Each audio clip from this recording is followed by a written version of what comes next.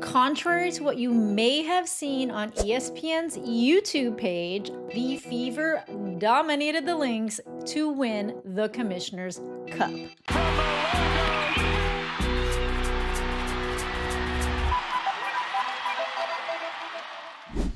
Okay, so the intro might have been a little confusing when I start out with ESPN, but ESPN posted, I think around the third quarter, at least that's when I was notified about it, that the Lynx dominate the Fever to win the Commissioner's Cup. And I took a screenshot. This is totally my screenshot. So I went and I verified this because I just couldn't believe it. I could not believe that ESPN would have a thumbnail up. It's a placeholder for their upcoming show, and they must have decided that the prediction was that the Lynx were going to win, which, I mean, come on, you guys, did most of us think the Fever would win this? But ESPN, have you heard of an upset? I actually ended up going over in my live because I went live for the Commissioner's Cup game, and in the chat before the ESPN hosts came on, it was just like brutal. And you know what? I think ESPN kind of deserved that because it doesn't matter how favored you are to win. You should never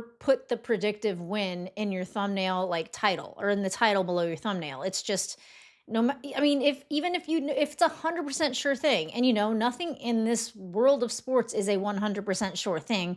That's why the word upsets exists. I mean, there are upsets in sports consistently. But hey, got my venting out of the way. I was just honestly stunned. And actually, they changed the title to say Fever Stun Lynx to win Commissioner's Cup.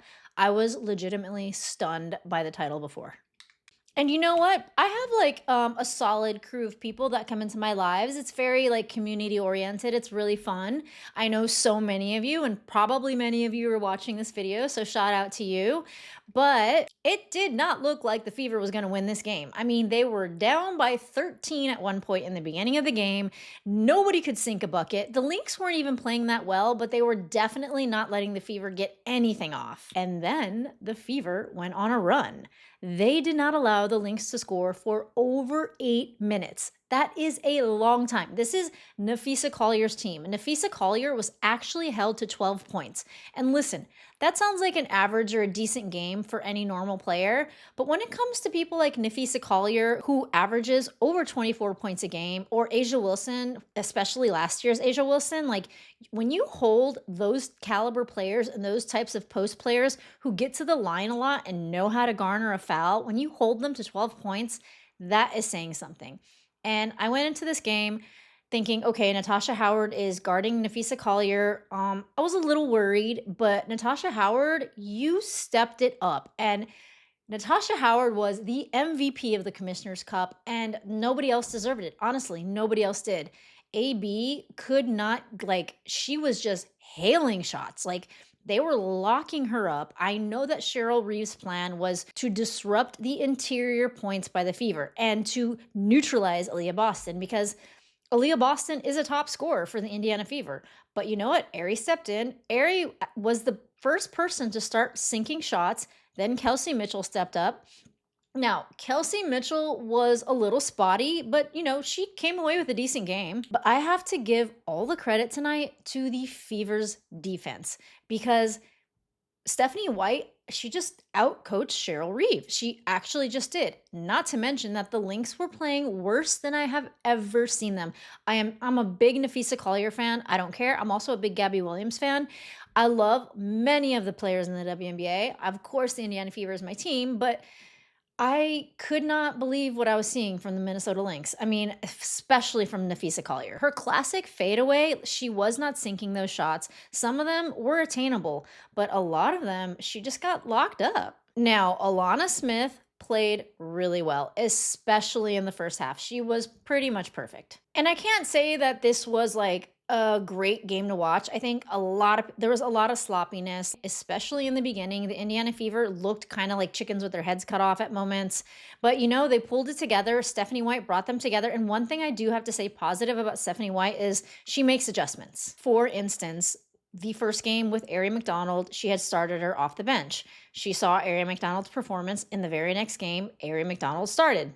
And the missed bunnies and the missed layups, that's not a coaching thing. That is the Indiana Fever being completely off on their offense. I do want to see this get better. I think that once Caitlin Clark comes back, there will be more of a rhythm. And you can't say that the Fever would even be in the Commissioner's Cup if it weren't for Caitlin Clark, because that Ari game McDonald went actually crazy was off shooting against so the well. Liberty. She Is what went got 5 the for Indiana 6. Fever to the Commissioner's were Cup in the times first where I place. was So laughing, she though, 'cause deserves there some would be credit a there. Mismatch where she would be defending Napheesa Collier, and I mean, you got to just laugh at Ari McDonald on Fee or Ari McDonald on Alana Smith. But that doesn't stop her, because Ari is tenacious. She is scary Ari. One thing that I did notice that was really bothering me from the Indiana Fever were a lot of shots that they were passing up. Like, I remember one where Sid Colson could have just taken a jumper.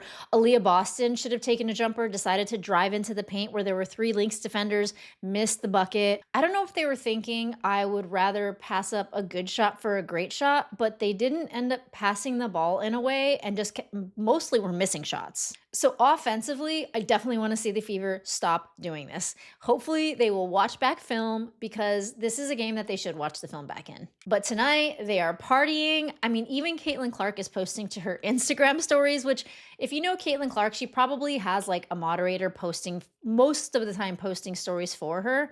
But no, she was posting like proud of my girls.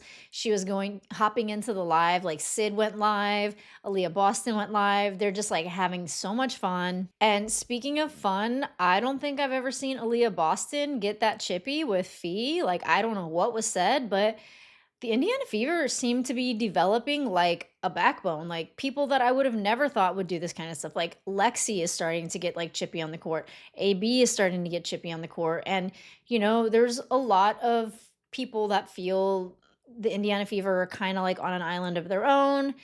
I don't think that this is like the majority of players, but there are definitely people that I think shade the Indiana Fever. And I mean, this is like hard to talk about because I love the WNBA as a whole, but I definitely see a weird sort of treatment towards the Indiana Fever and their players, like AB being ranked 9th in the front court, like after Kiki Iriafin, after a player she's better in than every single stat except for rebounding, where Kiki averages 8.4 rebounds and Aaliyah averages 8.2. But Aaliyah has the best field goal percentage in the league. Like, how is she ranked so low, especially in the front court? I mean, we can also talk about Natasha Cloud being ranked above Caitlin, but that's a whole other video. But Caitlin even calls it out in the live. She says, guys, I just know everybody in the league is sick. And then AB goes, they're pissed.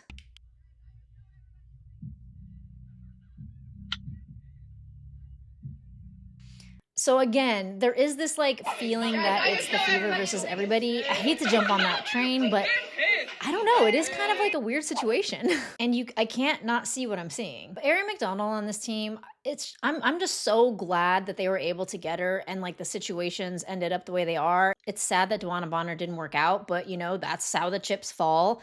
I mean, even ESPN mentioned that Ari was just a better fit than Duana Bonner. With Ari McDonald. And it's no slight on Duana Bonner, but I do wonder, like, is this a better fit? I think it's an incredibly, like, almost happy accident. Just a quick review of the stats. Natasha Howard came out on top with 16 points and 12 rebounds. She got a double-double. She was the MVP. Aaliyah Boston with 12 points, 6 assists, and 11 rebounds. Another double-double. Who else? We have Kelsey Mitchell coming away with 12 points. Ari McDonald with 12 points. See, the weird thing about Ari is she's not assisting much. She came away with 1 assist, but she got 3 rebounds. Like 5'6", Ari McDonald got 3 rebounds. Lexi Hole, I didn't see a lot from Lexi Hole, but she did come away with 6 points. And Sophie Cunningham came away with 13 points after that blunder of a comment where she said, who wants to go to Cleveland, Detroit, or Philadelphia?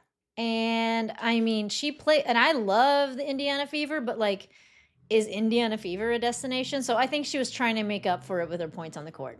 Alana Smith, of course, she was almost perfect tonight. She came away with 15 points, For the Minnesota Lynx, Courtney Williams came away with 11, and the other top scorer was Napheesa Collier with 12. And the Indiana Fever shot way more threes. They shot 19, and they were at 42%, and the Minnesota Lynx shot 16 and shot 25% from the perimeter.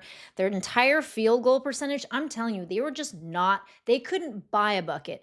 They shot 34%. Well, actually 34.9, so basically 35%, when the Indiana Fever shot 42.9, so basically 43%. And 100% at the free throw line. 12 free throws and 100% for the Indiana Fever. The Minnesota Lynx shot 76% from the free throw line. They shot 14. But all in all, this kind of just, I mean, to beat the number 2 ranked team without Caitlin Clark was a statement. Again, the Lynx had a terrible game, but this still is saying something.